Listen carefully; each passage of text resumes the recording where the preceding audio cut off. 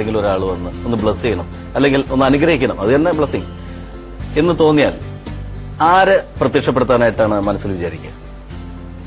പ്രത്യക്ഷപ്പെടുമെങ്കിൽ അറിഞ്ഞൂടാ, എന്നാലും ഞാനൊന്ന് ആ ആളെ ഞാനൊന്ന് മനസ്സിൽ വിചാരിച്ചു നോക്കട്ടെ. പ്രത്യക്ഷപ്പെടുന്നു നോക്കാം.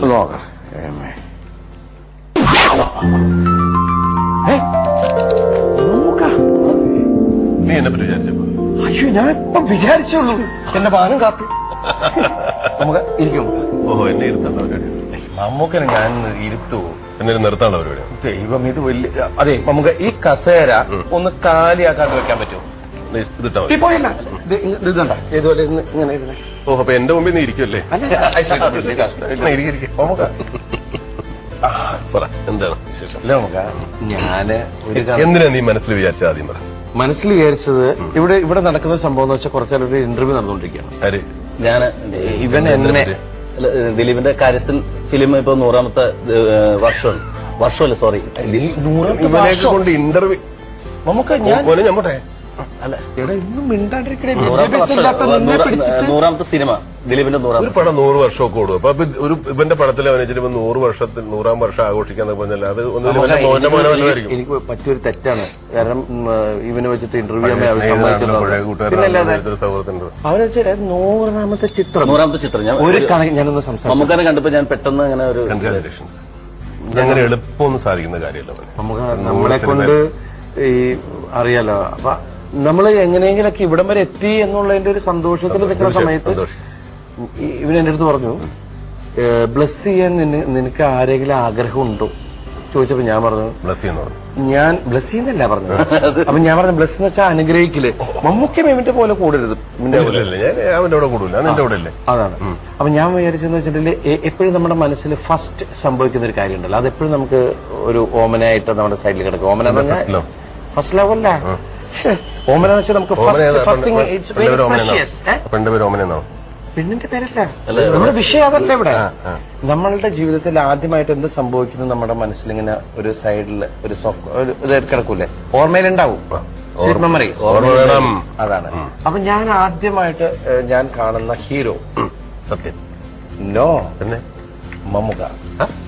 അത്രയും കാലം സിനിമ കണ്ടിട്ടില്ല? അല്ലല്ല, ഞാൻ നേരെ ലൈവിലി നീ ക്വസ്റ്റ്യൻ സംസാരിക്കരുത്. ജീവനോടെ ഞാൻ എന്റെ വീടിന്റെ അടുത്ത് ഷൂട്ടിംഗ് നടക്കുമ്പോ മമ്മൂക്കയും രേണു ചേച്ചി, അത് ഇടിമിന്നൽ എന്നാണ് ആ സിനിമയുടെ പേര്. ആ സിനിമയ്ക്കാണ് ഞാൻ മമ്മൂക്കനെ ആദ്യമായിട്ട് കാണുന്നത്. അപ്പൊ ഞാൻ ആദ്യം കണ്ട പെട്ടെന്ന് എന്റെ മനസ്സിൽ വന്നു മമ്മൂക്ക.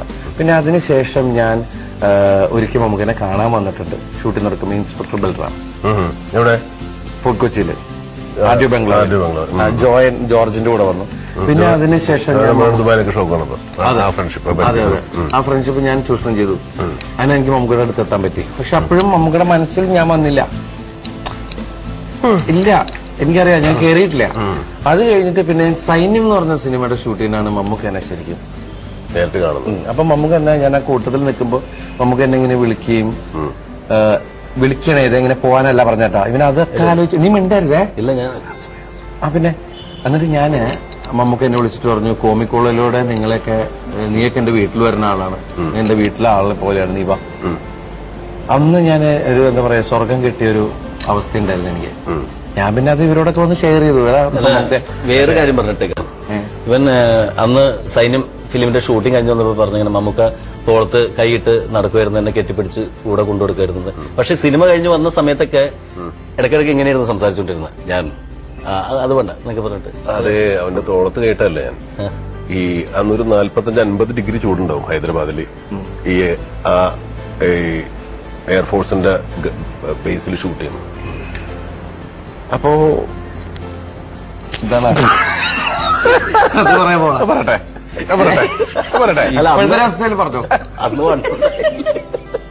അന്നിങ്ങനെ ഇരിക്കണ കൊക്കിനെ പോലെ ഇരിക്കണ കൊക്കോതമ്മ പേര് കഥയിലെ കാരണം അല്ലേ. ഇവൻ ആ 45-50 ഡിഗ്രി ചൂടില് ഇവൻ 2 സ്വെറ്റർ അകത്തിട്ട് 2 വണ്ണം വെക്കാൻ വേണ്ടിട്ട് അതൊന്ന് തപ്പാൻ വേണ്ടി ഞാൻ തോളത്തിട്ട കൈയിട്ടതാണ്. അതെന്താ സംഭവം? പക്ഷെ അന്ന് എനിക്ക് ഭയങ്കര ഇഷ്ടപ്പെട്ട ഒരു മിമിക്രി കണ്ടു. സുരേഷ് ഗോപി ആയിട്ട് വന്ന അവസാനം ഇന്നസെന്റ് ആയിട്ടൊക്കെ മാറുന്ന ഒരുപാട് പ്രാവശ്യം ഞാൻ കളിപ്പിച്ചിട്ടില്ലേ? ഒരുപാട് പ്രാവശ്യം കളിച്ചു. മമ്മൂക്കന്ന് ലാലേട്ടനിന്ന് സുരേഷ് മോർഫിംഗ് അവസാനം ഇന്നസെന്റ് എണ്ണാവുന്നത്. അതെ, അവസാനം വരും ഇങ്ങനെ വന്നിട്ട്. അല്ല, അവിടെ നിന്ന് തുടങ്ങി. പിന്നെ അതിനുശേഷം മമ്മൂക്കയുടെ സപ്പോർട്ട് ഉണ്ടായത് മാനത്തെ കൊട്ടാരം. മാനത്തെ കൊട്ടാരം ഇവനും ഉണ്ടേട്ടാ അതിനകത്ത്. അല്ല, ഈ വേറെ കാര്യം പറട്ടെ, അന്ന് ഞാനും ദിലീപ് പറഞ്ഞത് ഓർമ്മയുണ്ട്. സിനിമയുടെ ഷൂട്ടിംഗ് കഴിഞ്ഞ് പോകുമ്പോ, സൈന്യത്തിന്റെ ഷൂട്ടിംഗ് കഴിഞ്ഞ് പോകുന്ന സമയത്ത് ഓർമ്മയ്ക്കായിട്ട് എന്ത് ചെയ്യുന്ന വെച്ചപ്പോ ചട്ടകം പഠിപ്പിച്ചു നോക്കും പറഞ്ഞില്ലേ നമുക്ക്. നീ എന്നെ കുഴപ്പിക്കാനാണോ നീ വന്ന്? ശരിയാണത്. അത് ശരിക്കും പറഞ്ഞാണേക്ക. കാരണം വെച്ചിട്ടുണ്ടെങ്കിൽ ഇവൻ ഞങ്ങളുടെ അടുത്ത് വന്നിട്ട് പറഞ്ഞ്, എടാ ഞാനിങ്ങനെ മമ്മൂക്കയുടെ അടുത്ത് പറഞ്ഞു, ഞാൻ എന്നെ എപ്പോഴും ഓർക്കാൻ വേണ്ടിട്ട് ഞാൻ ഒരു കാര്യം ചെയ്യട്ടെ, എന്താന്ന് വെച്ചിട്ട് ഞാൻ മമ്മൂക്കയുടെ തൊടയിൽ ചട്ടകം പഠിപ്പിച്ചു നോക്കട്ടെ. ശരിയാണോ പറഞ്ഞാണ്? ഞാനൊക്കെ പറയും. പിന്നെ മമ്മൂക്കോട് 2 കാര്യങ്ങൾ ഞാൻ പറഞ്ഞല്ലോ. ഒന്ന്, ഞാൻ ഡേറ്റ് വെച്ചത്. സിബി ഞാൻ പറഞ്ഞു സാഗരസാക്ഷിയില് മമ്മൂക്കയുടെ കൂടെ, സാഗരസാക്ഷിയാണ് മമ്മൂക്ക സിബി സാറിന്റെ പടം. ചേട്ടാ വേറെ പടങ്ങളൊക്കെ ആയോ എന്ന് ചോദിച്ചു. ഞാൻ പറഞ്ഞു സിബി സാറ് ഡേറ്റ് വെച്ചു. സിബിയുടെ ഏത് പടത്തില്? ഞാൻ സിബി സാറ് ഡേറ്റ് വെച്ചു ബലം പിടിച്ചേക്കും. സിബിയുടെ അടുത്ത പടത്തിൽ ഞാനാണല്ലോ. അതിൽ ഏത് കഥാപാത്രം? മമ്മൂക്ക തലകുത്തി കിടന്ന് ആലോചിക്കുക ഏത് കഥാപാത്രമാണ് ഇവന് കൊടുക്കാൻ പോണെന്നൊക്കെ ടെൻഷൻ. അപ്പൊ ഞാൻ കുറെ കഴിഞ്ഞപ്പോ നീ എന്താണ് സിബി ചോദിച്ചു? ഡേറ്റ് ചോദിച്ചു. എന്നിട്ട് നീ എന്ത് പറഞ്ഞു? ഞാൻ പറഞ്ഞു ഇന്ന് 31 പറഞ്ഞു. അനീഫ്കയുടെ കല്യാണത്തിന് ഡേറ്റ് എത്രയാന്ന് ചോദിച്ചു. ഇങ്ങനെ 1-2 തമാശകള്. അതെ, അതൊരു പടത്തിൽ ചെറിയ റോൾ അഭിനയിച്ചില്ല. സാഗരസാക്ഷി ഒരു സീനില് പാസ് ചെയ്ത് പോണു ഒരു പെട്ടിയായിട്ട് വറീസന്റെ മോൻ. അങ്ങനെ സീൻ അഭിനയിച്ചത്. കൊച്ചു വേഷങ്ങള് ചെയ്ത കൊച്ചു വേഷങ്ങളിലൂടെയാണ് ഇപ്പോ ഹീറോ ആയത്. അങ്ങനെയാണ് ഈ 100 പടം ആവുന്നത്. പിന്നെ നമ്മുടെ ചേട്ടൻ എന്നുള്ളൊരു സർക്കാർ. പിന്നെ അതല്ല, എടുത്തു പറയേണ്ട ഒരു സംഭവം ഉണ്ട്. അത് ഈ അവസരത്തിൽ ഞാൻ പറഞ്ഞില്ല. മാനത്തെ കൊട്ടാരം സിനിമ ചെയ്യുന്ന സമയത്ത് ആ സിനിമയില് അന്ന് നമുക്കുടെ ഡേറ്റിന്റെ പ്രോബ്ലം അതിന്റെ പ്രൊഡ്യൂസർമാർക്ക് ഉണ്ടായിരുന്നുകൊണ്ട് നമ്മളെ വെച്ച് പടം ചെയ്യാനാണ് നമുക്ക് പറഞ്ഞത്. ദിലീപിനെ വെച്ച് പടം ചെയ്യുന്നത്. ആ പറഞ്ഞ വാക്കിനെ വളരെ അതാണ് എനിക്ക് ഓർമ്മയുണ്ട്. അൻസാറിന്റെ കഥ എന്താ?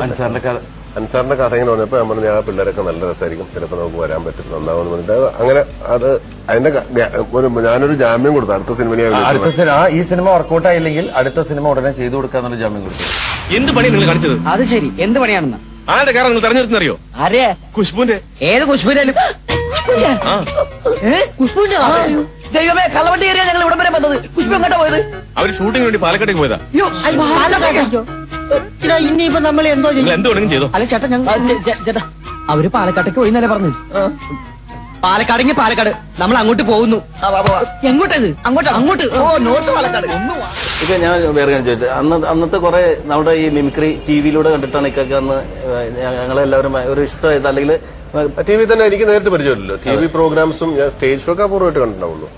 ടിവിയിൽ കണ്ട് പിന്നെ ഈ കമലിനോട് വർക്ക് ചെയ്യണമെന്ന് ദിലീപ്. ഞാൻ എന്റെ മെയിൻ പരിപാടി എന്ന് വെച്ചിട്ടുണ്ടെങ്കിൽ മമ്മൂക്കയുടെ കൂടെ കോമഡി ആയിട്ട് നടക്കാന്നുള്ളത്. ഞാൻ എന്നിട്ട് ദിവസം നൈറ്റിൽ ഇരുന്നിട്ട് നാളെ ഇപ്പൊ എന്ത് കോമഡി അടിക്കാന്നുള്ളത്. ഡെയിലി അടിക്കണം. കാരണം അതാണ് ഇവന് എല്ലാ ദിവസവും ആ ഷൂട്ടിംഗ് സമയത്ത് എന്നെ വിളിച്ചിട്ട് ചോദിക്കാറുണ്ട്, പുതിയ കോമഡി എന്തെങ്കിലും ഉണ്ടെന്ന്. നിന്റെ പല കോമഡി ചീറ്റി പോയത് വൃത്തിയായിട്ടവന്റെ കോമഡികളായിരുന്നു. പക്ഷെ അത് ആ ടീമിലുള്ള ആൾക്കാർ നന്നായിട്ട് എല്ലാരും ആരും മോശമായില്ല. വിക്രമൊക്കെ ഉണ്ടായിരുന്നു. വിക്രം വലിയ വിക്രം അങ്ങനെ വലിയ നന്നായിരുന്നു ആ ടീമിലുള്ള പിള്ളേരൊക്കെ. ഐ മീൻ ഒരു യൂത്ത് എല്ലാരും നല്ല നിലയിലെത്തി. ഐ മീൻ ടാലന്റഡ് ആയിട്ടുള്ള ആൾക്കാരൊക്കെ.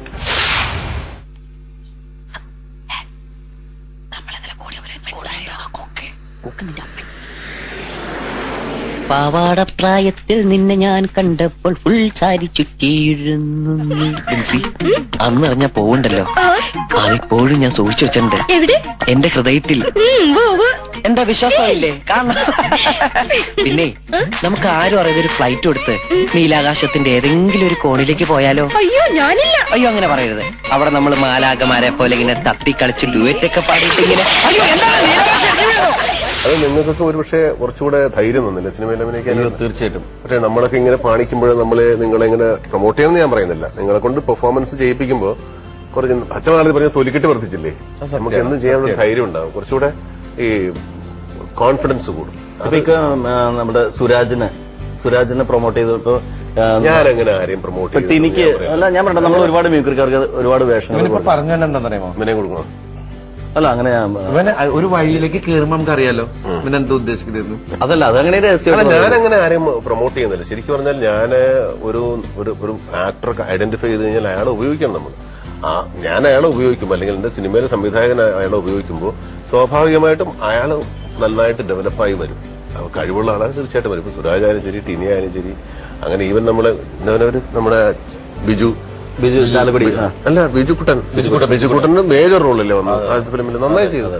അപ്പൊ അങ്ങനെ ആളുകൾ വരുന്നതിൽ എനിക്ക് വിരോധമല്ല. പക്ഷേ ജാഫർ എനിക്ക് ബേസിക് ആയിട്ടുള്ളൊരു എന്താ പറയാ, നമ്മള് ഒരു അഫിനിറ്റി എന്ന് പറയില്ല, ഒരു ചായ്വ്, ഒരു താല്പര്യം മിമിക്രിക്കാരോടുണ്ട്. ഒരു വർഗബോധം എന്ന് പറയാൻ പറ്റില്ല എനിക്ക്. ഞാന് ഒരുപാട് എന്റെ കോളേജ് വിദ്യാഭ്യാസ കാലത്തൊക്കെ എന്റെ അടുത്ത് ഇപ്പോഴും എന്റെ കൂട്ടുകാർ ചോദിക്കും, നീ എങ്ങനെ സീരിയസ് റോൾ അഭിനയിക്കണം? കോമഡി ചെയ്യുന്നതിലല്ല, നമുക്ക് റിയൽ ലൈഫില് ഹ്യൂമർ ഉണ്ടെന്നുള്ളത് നമുക്കൊക്കെ ഉള്ളിലുള്ള ആൾക്കാർക്ക് അതൊരു രീതി. എന്റെ ഒരു ഹ്യൂമർ ആളുകൾക്ക് ഇഷ്ടപ്പെടുന്നത് ഞാൻ ഒരു പ്ലീസിങ് ഹ്യൂമർ അല്ല, ഒരു ലേശം എന്താ ഒരു ടീസിങ് ഹ്യൂമറാണ് അത്. പക്ഷെ അങ്ങനെയുള്ള ആൾക്കാരോട് പറയുള്ളൂ, നമ്മളിപ്പോ അനാവശ്യമുള്ള നമുക്ക് കുറച്ചുകൂടെ പ്രായമുള്ള ആൾക്കാരോട് പറയില്ല. പക്ഷെ അപ്പൊ 100 പടത്തിന്റെ കാര്യം പറഞ്ഞില്ല ഇതിന്. അല്ല, അപ്പൊ ഒരു കണക്കിന് ഇപ്പൊ നമ്മൾ 100 വരെ എത്തി, അതാണ് കാര്യസ്ഥൻ. അപ്പോ അതിന് 100ാമത്തെ ചിത്രത്തിന് നിന്നെ ആര് ബ്ലസ് ചെയ്യാമെന്ന് ചോദിച്ചപ്പോഴാണ് ഞാൻ മമ്മൂക്കേനെ ആലോചിച്ചതും പെട്ടെന്ന് മമ്മൂക്ക പ്രത്യക്ഷപ്പെട്ടത്. അപ്പൊ അതിന്റെ ഒരു സന്തോഷം പങ്കുവെക്കുന്ന ഒരു വേളയിലാണ് നമ്മളിപ്പോൾ. വേളയില്ലേ ഈ ആദ്യമായിട്ട് ശരിക്കും സിനിമയില് ഇപ്പൊ എല്ലാവരും പറയാണ്ട് ഒരാള് പ്രൊമോട്ട് ചെയ്യില്ല, അല്ലെങ്കിൽ ഒരാള് സപ്പോർട്ട് ചെയ്യില്ല എന്നൊക്കെ. ശരിക്കും ദിലീപിന്റെ ഒരു പടത്തിന്റെ ആ സമയത്ത് ദിലീപിനെ ബ്ലസ് ചെയ്യാൻ പ്രൊമോട്ട് ചെയ്യാനൊക്കെ മമ്മൂക്ക വരാന്ന് പറയുന്നത് അത് ശരിക്ക് ഞാൻ വിചാരിച്ചില്ല. ഞാൻ അത് മമ്മൂക്കയുടെ നല്ല മനസ്സ്. പിന്നെന്താ വെച്ചിട്ടുണ്ടെങ്കിൽ മമ്മൂക്ക ഇവിടെ വരാനും അങ്ങനെ ആഗ്രഹിക്കാനും തോന്നുന്നത് എന്റെ ഒരു നല്ല മനസ്സ്. അതാണ് അതിനൊക്കെ അപ്പുറം ഞങ്ങൾ രണ്ടുപേരും നല്ല മനസ്സുണ്ട്. ഇവനെ വെച്ചിട്ടൊക്കെ ഇന്റർവ്യൂ ഭയങ്കര സംഭവം. ഇതൊന്നും മനസ്സിന്റെ കാര്യമുള്ള ഇതിനകത്ത് അങ്ങനെ ഒരാളുടെ പടത്തിന് വേറൊരാളുടെ പടം പ്രൊമോട്ട് ചെയ്യുന്നത് അതൊന്നുമില്ല. ഇത് മൊത്തമായിട്ട് നമ്മുടെ സിനിമയോടുള്ള താല്പര്യമല്ലേ. ഞാൻ അഭിനയിക്കുന്ന സിനിമയായാലും ശരി, ദിലീപ് അഭിനയിക്കുന്ന സിനിമയായാലും ശരി, വേറെ ആരഭിനയിക്കുന്ന സിനിമയായാലും ശരി, സിനിമയോടാണ് നമ്മുടെ പാഷൻ അല്ലേ. സിനിമയിൽ ഇപ്പൊ മമ്മൂട്ടിയോ ദിലീപോ നായകന്മാരോ അല്ലെങ്കിൽ ആരെങ്കിലും ആയിരിക്കും സിനിമയിൽ.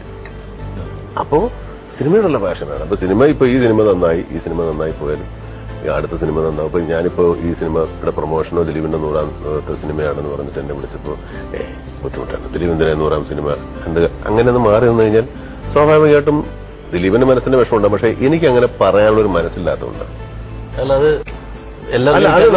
നമ്മുടെ മലയാള സിനിമയിൽ ഇപ്പൊ നമ്മൾ ഇതോട് ആരംഭിക്കായിരിക്കും. മറ്റു ഭാഷകളിലൊക്കെ വേറെ പ്രൊമോഷൻ സിനിമകൾക്ക് മറ്റുള്ള നടന്മാരും മറ്റുള്ളവർ അഭിനയിക്കുന്ന സിനിമകൾക്കൊക്കെ പ്രൊമോഷൻ വരാറുണ്ട്. എനിക്ക് പലപ്പോഴും തോന്നിയിട്ടുണ്ട് അവനവൻ അഭിനയിക്കുന്ന സിനിമയിൽ പ്രധാന കഥാപാത്രങ്ങളിൽ അഭിനയിക്കുന്ന 1-2 പേരല്ലാതെ വേറെ ആൾക്കാരെ പ്രൊമോഷൻ കിട്ടാറില്ല. ശരിക്കും വേറെ ആൾക്കാർക്ക് താല്പര്യമില്ല. ഇപ്പൊ ഒരു കാസറ്റ് റിലീസിനോ അല്ലെങ്കിൽ പൂജയ്ക്ക് പോലും പല നടന്മാരും ആ പടത്തിൽ അഭിനയിക്കുന്ന ആൾക്കാർ വരാറില്ല. പ്രധാന നടനും സംവിധായകനും കുറെ ആൾക്കാരും പടമായിട്ട് ബന്ധമില്ലാത്ത ആൾക്കാരായിരിക്കും സാധാരണ പൂജയ്ക്ക് വരുന്നത്. ഇപ്പൊ ഞാൻ ഒരു കാസറ്റ് റിലീസിന് ഞാൻ പോയപ്പോ ഇന്ദ്രജിത്തിനോട് ഞാൻ പറഞ്ഞു, ഞാൻ കാസറ്റ് റിലീസിന് വരാം, പക്ഷെ ആ പടത്തിൽ അഭിനയിച്ച ആൾക്കാരൊക്കെ വേണം. എന്റെ അടുത്ത് പറഞ്ഞല്ലോ നമുക്ക്, ഞാൻ മെട്രോയുടെ പൂജയുടെ സമയത്ത് നമുക്ക് പറഞ്ഞു അതിൽ അഭിനയിക്കുന്ന ആൾക്കാരെല്ലാം വേണം. നമ്മൾ ഗസ്റ്റ് ആയിട്ട് പോകാം, ബാക്കിയുള്ളവർക്ക് ഒരു താല്പര്യമില്ലാതെ അങ്ങനെയല്ലോ. പ്രൊമോഷൻ പടത്തിൽ അഭിനയിക്കുന്ന എല്ലാവർക്കും അതിനോട് താല്പര്യം ഉണ്ടാവും. അപ്പൊ പിന്നെ പണ്ട് നമ്മൾ ആരും മദ്രാസിൽ നമുക്ക് താമസിക്കുന്ന സമയത്ത് എന്റെ ഒരുപാട് ചിത്രങ്ങൾ മമ്മൂക്കാണ് പൂജ. ഇവനില്ല, ഞാൻ നമ്മളിവിടെ അല്ലേ, അതെ, ഞാൻ അവിടെ നിന്ന് പൂജിച്ചു കൊടുത്തേക്കും. നിന്റെ 3 പൂജ വെച്ചിട്ടുണ്ടോ കഴിഞ്ഞ മാസം? അതിന്റെ 100 സിനിമ എത്തിയ കഥ പറ. അല്ല, അപ്പൊ അതിന്റെ 100 സിനിമ എന്ന് പറഞ്ഞാൽ ഒരു സാധാരണ ഇറ്റ്സ് എ ബിഗ് ടാസ്ക്. ഇന്നത്തെ കാലത്തൊക്കെ നമുക്ക് ഞാനൊക്കെ തുടങ്ങിയ കാലത്ത് ഒരു വർഷം 10, 25, 30 സിനിമയിൽ അഭിനയിച്ചിട്ടാണ് ചിലപ്പോൾ നമ്മൾ 100-200 ഒക്കെ ആയത്. ഇപ്പോഴത്തെ കാലത്ത് ഒരു സിനിമയിൽ നായകൻ ഒരുപാട് ഉത്തരവാദിത്തങ്ങളായി, നായകൻ സിനിമ ഓടിയാൽ നായകന് നിലനിൽക്കുന്ന ഒരു അവസ്ഥയിലേക്ക് സിനിമ എത്തിച്ചേർന്നപ്പോൾ 100 സിനിമയിൽ എങ്ങനെയും ഒരു 80 സിനിമയെങ്കിലും നായകനായിട്ട് തന്നെ ആയിരിക്കും അഭിനയിച്ചിരിക്കുന്നത്. ഇത്രയും ഒരു സിനിമകളിൽ കൊത്തി ഇത്രയും സിനിമ ഒരു ഇൻഡസ്ട്രിയുടെ ഒരു ഭാഗമായി തീരുന്നതിൽ ഇതിലും സന്തോഷിക്കുന്നു.